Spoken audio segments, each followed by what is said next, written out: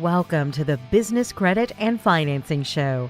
Each week, we talk about the growth strategies that matter most to entrepreneurs. Listen in as we discuss the secrets to getting credit and money to start and grow your business. And enjoy as we talk with seasoned business owners, coaches, and industry leaders on a variety of topics from advertising and marketing to the nuts and bolts of running a highly successful business. And now, to introduce the host of our show, financial expert and award-winning author, Ty Crandall. Welcome to the show today. I'm really excited everybody could join us. Today we have a really interesting guest with us that we're going to dive into a bunch of topics. It's rare that I have somebody on the show that has expertise in a lot of different areas and a lot of things that I think everybody listening would really be interested in. And we're going to spend a lot of time on his app that he has out that I've been into all day today and think is super cool. It's almost addictive, I have to tell you, before we even jump in. So with us today is Christos Shepherd. Now, fresh out of undergrad, Christos started and later sold, which I'm going to have him help me pronounce the airline. I should have asked him before we started, but a Greek airline. And I won't even mention the name, but I will have him jump in as soon as I get done here with his bio. He went on to help governments and entrepreneurs in Africa to start airlines of their own. And during a stint at JetBlue, he launched award-winning products like America's first ever live flat experience. So born in Jamaica, but given a Greek name, raised in London, and now living in New York, and married to a Nigerian and learning Chinese, Christos' story spans the world. He fronted his own TV show in China, wrote for the Economist, and last year got an MBA from Stanford, so he's definitely not somebody you'll see sitting still. So these days, Christos is a co-founder at Campfire, a revolutionary audio app that pays users to ask great questions to their favorite experts, celebrities, and podcasters, which I'm now on, and we're going to talk about how you can get on there as well. Besides eliciting and sharing intimate audio stories, users can donate their earnings to their favorite charities. On Campfire, social media does social good. So I want to talk a little bit more about how that works. So Christos, welcome to the show today. Ty, first of all, thank you so much for the warm introduction. I almost don't recognize the person you were just talking about. I'm like, I want to know that guy. He's pretty cool. I do too. You're like, I was bored, so I went and got an MBA from Stanford last year. Okay, so first of all, the airline that you founded, how do you pronounce that? Thalassa, Air Thalassa. And Thalassa in Greek means the sea. So it was actually, when you say an airline, it was actually a seaplane company. We had a small fleet of hydroplanes that would land on the water and take passengers between many of the Greek islands. Oh, that's interesting. I'm a pilot. That's what I do for fun, so you definitely got on my good side. Terrific. I never actually learned to fly, which annoyed me. It's still on my bucket list, still on my list of things that I want to accomplish in life. I need to learn to fly a plane. If you're going to fly, it definitely comes down. Seaplanes are probably the way to go because there's so many different places you can land safely. That is a good way to start. So, let me ask you this. So how long have you been in this space, an entrepreneur? It sounds like, right out of undergrad, you jumped into this. So how long have you been an entrepreneur for? Well, to be honest, Ty, I think like most entrepreneurs, maybe even like sort of most people in the world, I was an entrepreneur when I was a kid. I hated other people telling me what to do, especially my parents, of course. My teachers would always sort of send me to face the wall at the back of the classroom because I was always misbehaving and wanting to do my own thing. And, I had a small business, really small businesses when I was in school, like, I would sell comic books and things like that. But the first real business I did was the airline that we were just talking about. I was in Greece one summer with my really, really hot Greek girlfriend, and we got marooned on the island of Mykonos because the winds were blowing really strongly and couldn't get off the island. The boats were all cancelled. And while marooned there, I remember... So we were watching a movie, I think it was 6 Days, 7 Nights with Harrison Ford. I can't remember. Anyway, it was a film and there was a seaplane in this movie. And I remember saying to my girlfriend, why don't they have seaplanes in Greece? That was where the idea was born from, I suppose, was from being stuck on this really wonderful Greek island with a wonderful woman. And that's kind of how I began my entrepreneurial journey as an adult. So did you ever find out the answer to the question? Because that's a good question. There's a lot of islands there in Greece. And a lot of in the Caribbean where I am, island hopping and seaplanes are commonplace. So what was the reason they ever didn't have one? Did you learn the hard way when you started the airline? Yes, definitely learn the hard way. It's a lot of bureaucracy in Greece. I can go into some of the details, But Greek law and European law often, I mean, it sort of has a code of civil law which is kind of alien to British people, American people, and people of the Commonwealth. And so there are sort of more stringent requirements placed upon innovation generally, I suppose. And I, to be honest, would ascribe many of Europe's current economic problems to the fact that they have this system of civil code legal system, which basically forbids you from doing anything which the law doesn't explicitly allow you to do. And so because there was no law in Greece allowing seaplanes to operate, you just couldn't operate them. Whereas, of course, if you're in a place like the UK or in America, it's like, well, if the law doesn't say that you can't do something, you can just do it. Until somebody tells you, you can just do it, basically. In Europe, it's the opposite. Wow, that seems really counterintuitive, because that would mean to get anything done, you'd have to have a law passed. Correct. Which is why it's complete bureaucracy at that point. Absolutely. And so the biggest problem we had in launching the airline was basically exactly what you just said, that we had to get a law, or actually a series of different laws passed. There were many, many different ministries involved. There was the Ministry of Aviation, which, of course, for obvious reasons, wanted to have its say. There was the Ministry of Transport. And then there was Greece's most powerful ministry, which they call the Emboriki Naftilias, which is kind of like the Ministry of the Commercial Shipping, Mercantile Marine. Which is a powerful ministry, of course, because the Greek shipping industry is really powerful and has lots of lobbyists and things like that. And so these three ministries were all basically locking horns with each other over who would get to write the law and who would get to pass the law and who would, claim the plaudits for passing such a law and allowing seaplanes to operate in Greece for the first time, certainly since the Second World War. So, yeah, it was a total nightmare. And to any aspiring entrepreneur out there, I would advise you, avoid like the plague any business which involves negotiating with governments or regulators. It's just a nightmare. So you were obviously able to get it done. How long did the process take to get through? Oh, years. 2 years, I suppose. A lot of whining and dining, a lot of lobbying. It was really difficult. So when you did that, did you raise capital to get that going? Yes, absolutely. So I kind of bootstrapped my way through the early few months. I'd actually had another business before, like a really small business before that in London where I grew up. I was doing some events, promotions and things like that. So I bootstrapped for a little while, and then we managed to raise some money from a consortium of different sort of aviation-focused investors. And that was terrific. That bought us the time that we really needed to go out and lobby the government, to, go out and source planes and do proper fleet analysis and things like that. And then ultimately, of course, to launch the airline with some passengers. And that was a wonderful day because of all of the difficulties that we'd gone through and actually getting to that launch day. Launch day was all the more special as a result. So when you launched, how was it? Was it well received? Yeah, it was actually. We did terrifically well. There were problems along the way. For example, demand was much more seasonal than we'd anticipated. December and January, people don't really tend to fly very much or travel around Greece, notwithstanding Christmas time. But other than that, no, it was a roaring success. I mean, we were fully booked, overbooked, in fact, during probably 4, 5, 6 months of the year over the summer period, peak season. And also, to be honest, like for me personally, of course, it was great fun. I mean, Greece, if you haven't been, Thai, you got to go. It's one of the most beautiful countries on the planet. Everywhere you go is stunning, wonderfully hospitable people. And to just be able to live in such a place among such wonderful people and to see so many different parts of the country, because, of course, you're constantly traveling around it on these aircraft, is one of the greatest privileges of my entire life. It's just truly wonderful. Now, so what did you end up doing? Did you end up selling the airline then?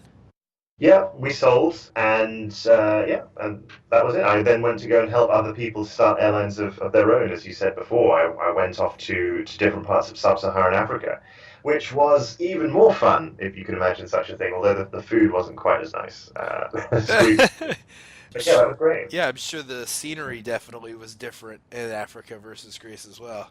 Sure, yeah, absolutely. So in Africa, did you deal with the same kind of regulation nightmares that you dealt with there in Greece?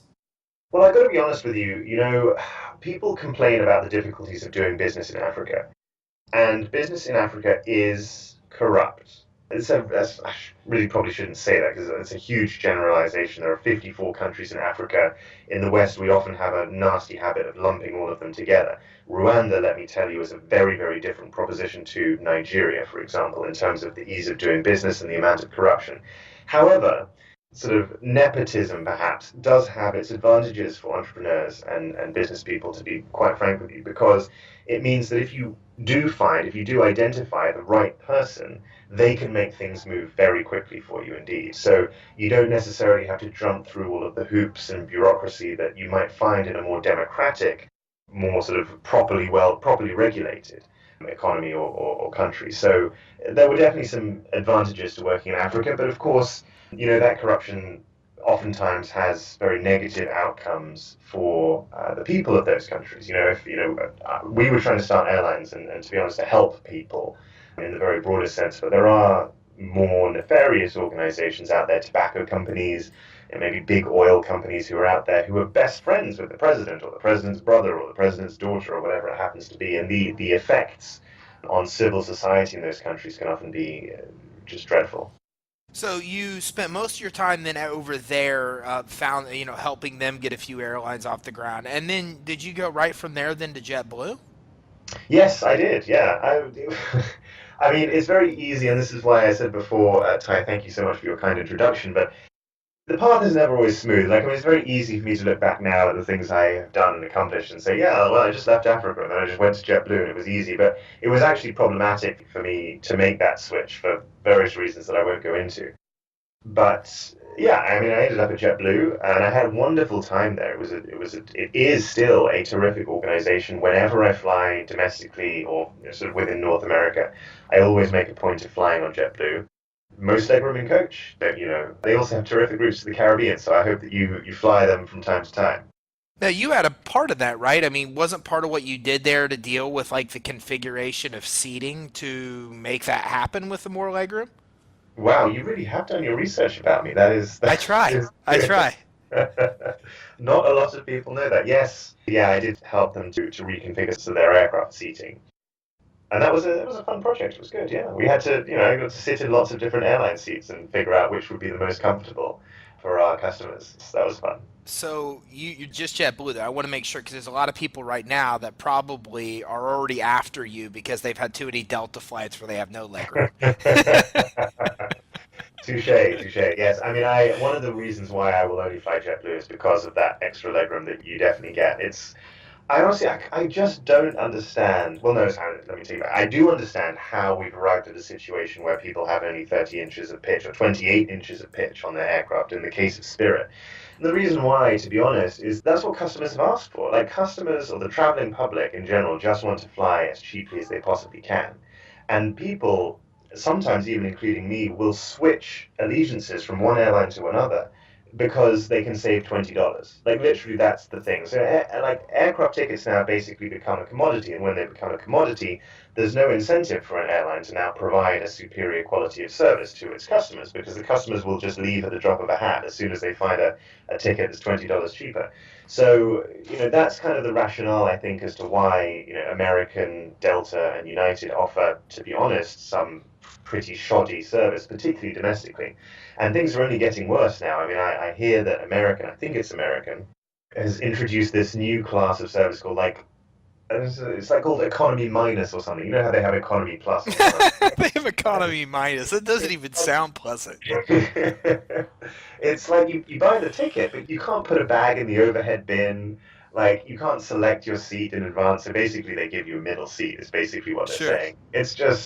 It's horrible. It's like, God, I don't want to be treated like a cow. Man, like I'm a human being. Anyway, so there's my 2 cents. I'm sorry, I had to go off on a rant about that. No, I it's have good. I'm to. glad, from our perspective, it's good to hear that insight. But you're right. I mean, how much legroom do you have to give up to add that one extra row of seats? It's interesting. But what other projects did you work on there at JetBlue that you thought were interesting? I mean, obviously you were part of the Mint program with the lay down seats, right? So tell us more about how that, because you were part of like, what, a 20-person team that came up with that idea? I didn't come up with the idea, to be fair. I came in after the idea had already been formulated, but I was part of the team that implemented Mint. And it was, for those of you those people in the audience who don't know, Mint is and was the first ever lie flat experience in domestic American skies. So you can now fly on JetBlue at the front of the plane from coast to coast transcon, as well as some selected Caribbean routes on a lie flat bed. Some of the seats are sort of private suites as well, so you kind of like just have a suite to yourself. The food is great, the entertainment is terrific. You get that spiffing JetBlue service. But being part of a team that was doing something so cool, I suppose, was a thrilling experience for me. And it was different to an extent for me too, because JetBlue is it's a much larger organization than I was used to. It's a large publicly traded organization. And so, there was some office politics involved, and there was some bureaucracy there, some internal bureaucracy. That was a challenge, I suppose, versus the startup airlines that I was used to before that. But still, the launch of the product was great fun, like seeing customers on those planes for the first time, lying flat for the first time. It was really wonderful, really cool. That is cool. Now, what are some of the things that you think you took away from that? I mean, in your stint in the airline industry, from all this experience that we went through, what's some of the takeaways that you think that you got out of that you've been able to apply to what you're doing now in business since? Gosh, that's a great question, Ty. What have I taken away from it? I suppose, and this also goes back to some extent to what I learned about at Stanford, because they're really big on this, is that business really is just about people. Like, a company is not a thing. It doesn't live. It's not alive. It's made up of people. People make a company, and people, therefore, either make a company succeed or make it fail. If you want to succeed as an organization, or as an entrepreneur for that matter, you need to make sure that you're staffed with or surrounded by brilliant people. Those people, for the most part, should be better than you. You should be the stupidest person in your company. If you're hiring somebody, if you're hiring other people, you should always be the stupidest person. You need to surround yourself with people who are better than you are, more committed than you are, who work later than you do, who think more dynamically than you do, and so on and so forth. So yeah, I think that's probably my biggest takeaway, both from previous work at JetBlue and elsewhere, but also in what I'm doing right now with Campfire. Just make sure you got some terrific people around you, and hopefully, fingers crossed, you'll go far. Now, with Campfire and, I imagine with Campfire and with, your stint in creating your airline, you dealt a lot with venture capital. You did some in between, right? Wasn't that part of your past too, where you kind of helped people with the securing of venture capital? I have worked at a venture capital fund, yes. I've never helped other people to secure investment of their own, but I was kind of seconded to JetBlue. JetBlue set up a new corporate venture unit. Basically, I'm oversimplifying here, but JetBlue basically has a division which invests in startup travel companies and startup tech travel companies. One of the first of its kind, anywhere in the world for that matter. And I helped to set up that fund, and it was cool. Venture capital is an interesting world. I honestly think there are many things that could be improved about the world of venture capital and about the way in which entrepreneurs are funded more generally. But I think, that was a terrific experience as well. What are some of the things that you learned being on the inside that you think can help people on the outside that they just don't know when they begin this search for venture capital? Wow, that is a hard question. The thing is, I don't really know what people know and what people don't know. Well, you went through it right with your airline. So in the beginning, you kind of went out there to raise funds. So I would imagine you've seen it from the fundraising standpoint and from the inside. True. I mean, I think that entrepreneurs who are out there to raise money from anybody, from a VC or anybody, from a bank, from whoever, need to remember that in many ways, all they're really doing is selling a product. The product is the company, and you are persuading somebody to buy your company effectively, or buy a share of your company in exchange for some money. And all the rules that would apply to regular advertising apply to raising your money. Like, what makes a persuasive advert? Well, a product that is well designed, that is well put together, makes for a good ad. The message is conveyed clearly, maybe as part of a story or something, something compelling. There's a compelling reason to purchase the product. Same thing with raising money for your startup company. You want to make sure that the risks to the buyer, which in this case is the VC, are mitigated and limited. So, for example, if I'm buying a product, I want to make sure that the company selling it to me is mitigating as many of the risks that I face when I buy it as possible. And I think those are the things that entrepreneurs really need to remember, that it's important to remember that really all you're doing is selling. You're selling something. Sure. So the same kind of theories that you're using to advertise and market and, promote your company out there to prospective customers are really the same fundamental concepts that you're using to speak to investors to obtain capital. Absolutely, yes. I mean, your investors are a kind of customer. They're not really your customers, but they're a kind of customer. And you should think about them and treat them as such. Treat them well. They're always right, unfortunately. And hopefully they'll buy. Right. Well, and you mentioned this, and you kind of, put back some of that lesson to what you learned at Stanford. What have you found? You kind of worked in reverse, it seems like. I mean, you came in, you started your own business. I guess not. You went to college, and then you started your business. Then you went back and got your MBA. So, beginning school, and then, running businesses and being innovative in between, and then going back to school, what are some of the things that you just kind of stunned that they don't teach in business school that are really applicable in the real world that you think people should know? To be honest, they they taught me basically everything. I would say there are a few things, at least in the business school that I went to, around sort of technical knowledge that I wasn't taught. I think, to be honest, there probably were the resources for me to go out and learn those things, but they were a little bit harder to access when I was at school. So for me personally, now that I've co-founded a company that runs a mobile app, I'd love to have learned a little bit about coding, for example, or a little bit more about how to manipulate the data that comes out of an app. There are all sorts of sort of data manipulation platforms that all the big apps that you've heard of use to assess, how engaged their user base is, how often people are posting, are people responding to notifications. There's all this reams of data that come out of even the most simple app. And I didn't learn how to manipulate or interpret that data, or to collate that data even, when I was at business school. And I would have liked to have learned a few more of those things. But I have to say that overall, Stanford is a wonderful school in terms of teaching you not so much the technical sides of running a business, but just the sort of the emotional side of running a business, I guess. How to lead, how to inspire others, how to be part of a team and deliver the results that your investors or your customers expect. I can't fault Stanford at all. It's a wonderful school. So what made you make the jump then from where you were to thinking about starting Campfire?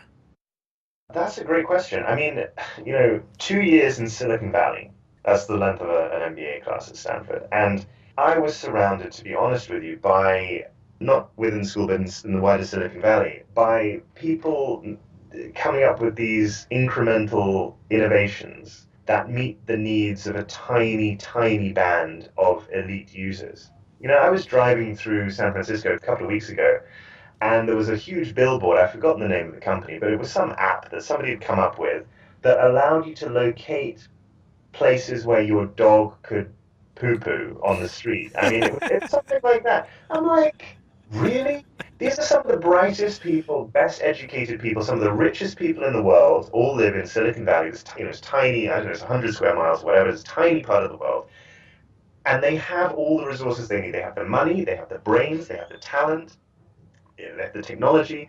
And what are they doing with it? They're making these stupid, pointless apps that are not helping anyone, really, to materially improve the world or the environment in which they live. As I said before, like I worked in Sierra Leone and Nigeria and Rwanda and places where people are in need of just some drinking water, just basic stuff.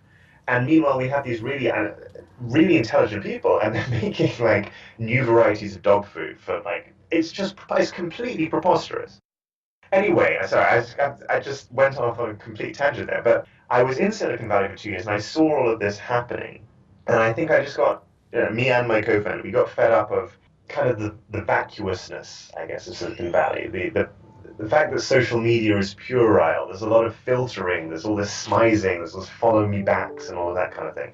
And so we decided, almost as a response to what we saw, to build Campfire, which is an app that rewards all of its users, that rewards high quality content over lowbrow nonsense. And by the way, which also generates revenue for good causes, not just any old charities, but the causes that our users actually care about the most. And as you said before, we want to make sure that social media does some social good. And that's kind of what Campfire is conceived as. Yeah, it sounds like so you went after, social media that can really make a difference. Exactly, yes. So tell us more. I mean, I've had a chance to mess around with the app, and it's a lot of fun, and it is addictive because it's really cool. The more I'm in there, the more I figure out how to find things like people that I want to follow and things like that. But other people have never even seen this or heard of it. So what is Campfire, and exactly how does it work? Sure. Well, Campfire is a mobile app for iOS, and Android is coming soon. Campfire, it's an audio-based platform where you can ask your burning questions to your favorite experts, celebrities, or podcasters like Ty, since you said you're on the app, which is great.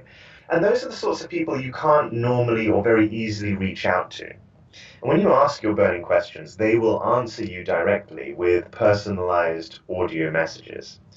Here's the really cool thing, though, is that if you ask good questions, meaning questions that get other people to listen in, then you end up getting paid real money. And you can donate some or all of that money to whichever charity you support, or you can also keep it if you want to. But that's kind of how it works. We have this very simple financial mechanism that incentivizes people to ask good questions because they get paid when other people listen to the answer, and which also incentivizes people to deliver good answers because they get paid in turn likewise. So what incentivizes your experts, the icons, let's say, to be on here to begin with to take the time to answer the questions?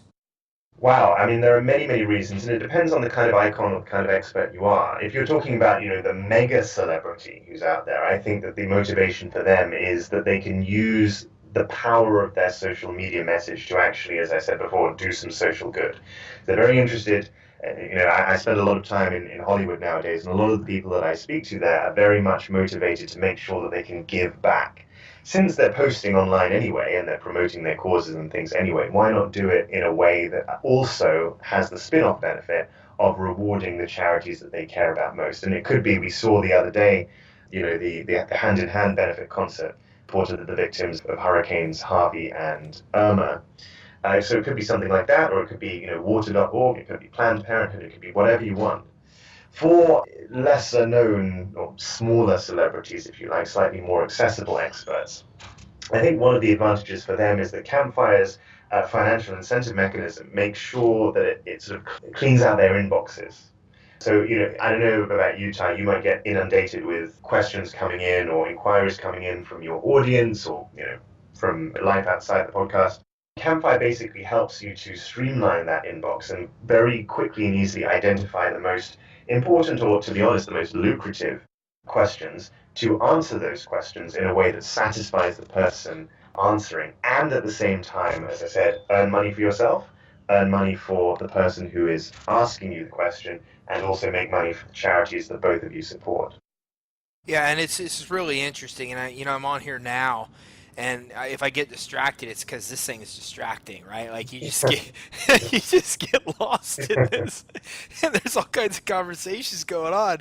So, but if you put a question in here to one of these icons, I mean, do they answer all of them, or what do you find? How do they filter questions? Because there's this Courtney when, Courtney's in here, and she's a YouTube sensation, and she just gets pounded with questions.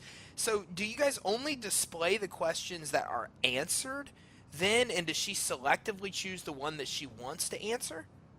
Exactly, yes. That's exactly what you just said is correct, yes.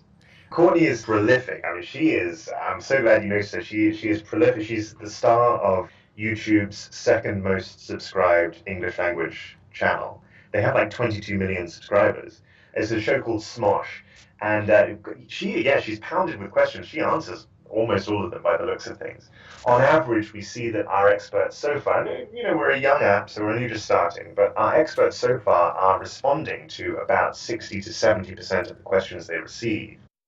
I think partly because the questions they're being asked are really high quality questions. And why are they high quality questions? Well, as I said before, we financially reward people when they ask good questions. So this is not like Twitter, where, because it's free, it's a free for all, and you have sort of people just trolling and, being in the Oval Office and whatever else it is they're doing on Twitter. This is a platform that actually rewards more thoughtful, more meaningful, more funny, more witty content. It is just that, right? I mean, as I look at this, you have really interesting questions, which are like, how does Smosh impact your life positively? And then you have, what's your loudest burp and did it disturb anyone? I mean, that's I haven't, I haven't listened to that one yet. I have to. How can you not listen to that one, right? Uh, uh, so it's just so interesting because there's some really good questions that you'd like to ask somebody like that, and then there's also just some really fun questions that you'd like to see, one of these icons actually see what their answers are. And you said there's a direct benefit if you post a question and then others listen to your question, to your answer, then you earn money as well. That's right. So let's say, for example, Ty, I ask you a question, and the question is, what's your loudest burp and did it disturb anybody? You then answer me, which is fantastic because I feel great. I've just received a message from my biggest hero. It's Right. Ty. It's amazing. But your audience, Ty, your audience of, I don't know, 10,000 other people also come and they listen to that answer that you've sent to me. Now, when they do that, you get paid, but I also get paid as the person who asked the question in the first place. So as you see, I'm rewarded for asking you a good question or a question that ends up being popular. So yeah, So then, if I ask the question and you answer, I get paid. correct. So, like in Courtney's case, she gets paid what, 200 coins, it looks like, for every question that she answers? That is correct, yes. And those coins, first of all, she sets her own coin price, so to Whatever the speak. rate is, I've seen that people are like 2 coins or 5 coins, or Exactly. I'm much cheaper apparently. It gives me $2, 2 coins, I think. Oh, you can change that though. I mean, if you, yeah, you seem to be a man in high demand, I'm, Ty. I'm jacking this price up right now. Jack the price up. And you can cash out those coins at any time for real money. So you can turn those coins. It's only to be just between you and me. It's Apple that doesn't allow us to call it dollars in the app. But really, those coins are actually cents. So 200 coins is 200 cents, which is $2, which you can withdraw at any time. So, what type of icons do you think are attracting this? I mean, for all the listeners out there, a lot of them own businesses. And by the way, that's what I've seen. I've seen a lot of industry experts on here in their field. What do you think? What are you trying to attract? Are you looking for people that really are experts in their field, the people that are really superstar well known? I mean, what kind of icons do you want to attract? Well, look, to be honest with you, Ty, I mean, we live in a celebrity-driven culture nowadays. I would say to a large extent that's unfortunate, but it does mean that, we are trying deliberately to bring celebrities onto the Campfire platform in order to generate buzz and awareness about the product. Having said that, I think in the longer term, probably not too far from now, in fact, most of the conversations on the platform will end up being questions posed to or by or between experts in their respective fields. And already actually we're seeing this at the moment. So there are people on the app now who are experts in, black women's hair care, for example, like they're curl experts, or people who, have specific but very narrow advice to deliver about travel on the African continent, for example, like where should I go on my honeymoon outside of South Africa, which is kind of the cliche. And there are also people now coming onto the platform just this week from the worlds of academia and from entrepreneurship as well. So we have university admissions directors, for example. We have, a Harvard economist who's just joined the platform answering questions about actually about sort of the economic situation in the European Union right now. You answered a great question this morning. So there are all sorts of, and entrepreneurship as well, I mentioned. So like, advice on, for example, how should I raise funding? Which is the best venture capital firm on Sand Hill Road?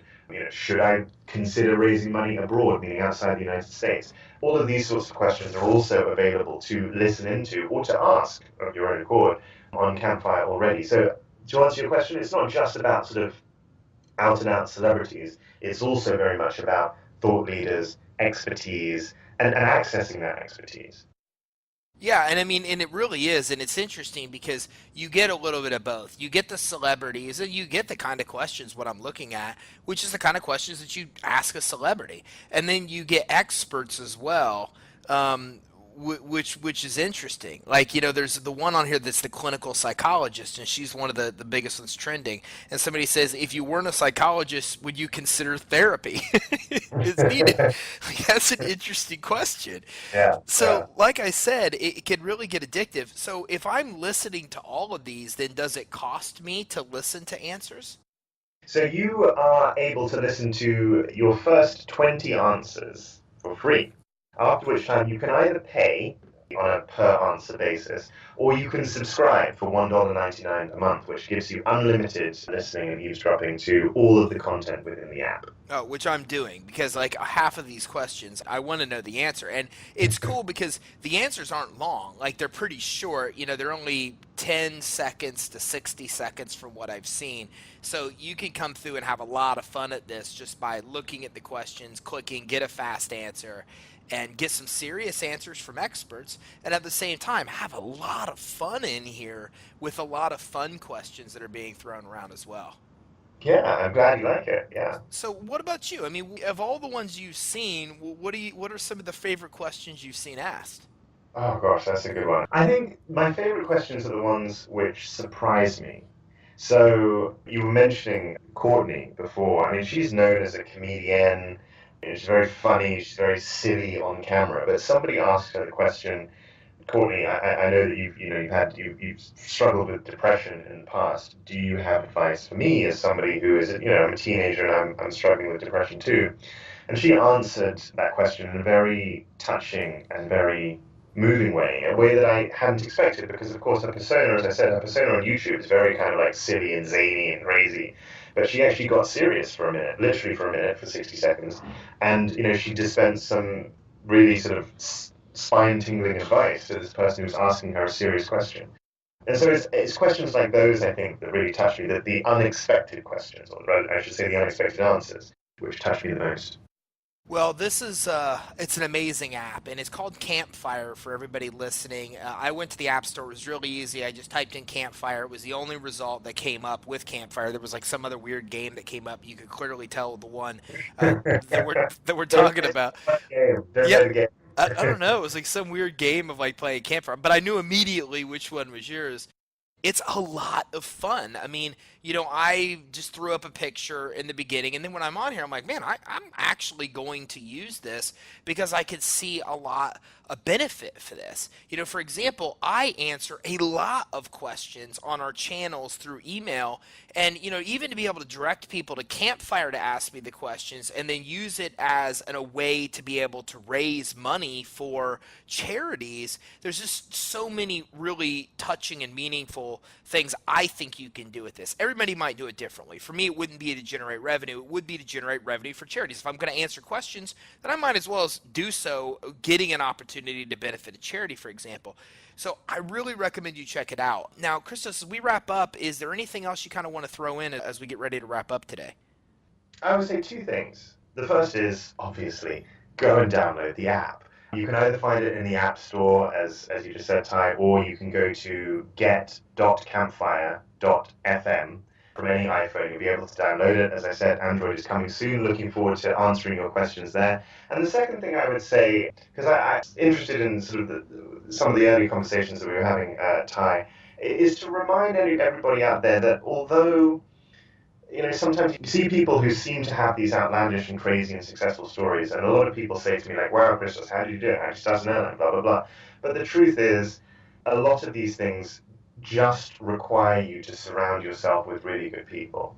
And I would say to anybody out there who's listening who has any aspirations for entrepreneurship or anything like that, the real key that they don't tell you in business books that you buy at the airport or a business school for that matter, really, is just make sure that you surround yourself with great partners, great sounding boards, great thought partners, and through them bouncing ideas off them, you'll get those introductions, you'll build your professional network, hopefully you'll raise some money, and then more importantly than that, you'll get the customers you need to get your business off the ground. That's the biggest lesson that I've learned in entrepreneurship so far, and I just hope that little piece of advice helps. If you want to ask any follow-up questions, of course, Campfire is the place to do it. Yeah, it's a powerful message, and I appreciate that. Christos, thanks for coming on with us today. Thank you, Ty. So everybody listening, make sure you go and get this app. I'm now on here. You can find me by name, and I'm going to have my profile pick up by the end of the day. I want to pay the $199 because I'm going to go crazy with tapping on this thing to get answers to all these questions. This is a lot of fun. It does a lot of good. It really taps into social media for a purpose, and there's a lot of great things you can do, from finding people that you have an interest in and asking them just about every question, or looking at other interesting questions that are being asked, all the way from just really humorous ones, which we've talked about today, to really serious ones, as Christos has talked about today. So this is one of the most interesting apps I've actually had my hands on in quite some time, and I know I'm going to be on it. It's already on my front page of my home screen. So make sure that you get on Campfire. Again, it's Campfire. The information will be right on our show notes page. And when you get on there, find me. Ask me some questions, because I'm going to maybe move some of the questions that people are asking me in other medias to this. That way I can at least answer them and do so with a purpose for a charity or for a good cause, which I think is cool. So Christos, hats off to you and your team. You've really done something amazing. And again, thanks again so much for sharing with us today. Thank you for having me. Thanks, Ty. All right, everybody, thanks for listening. Make sure you go and download Campfire app right now so you can check this out and connect with me and ask me some cool questions. All right, everybody, thank you so much for taking the time to tune in today. Make sure you get the app, and I will talk to you next time on Campfire. Thanks, everybody. You've been listening to the Business Credit and Financing Show with your host, Ty Crandall. Watch for our next episode to get even more insight on financing and growing your business. And don't forget to check us out online at creditsuite.com for even more business growth strategies.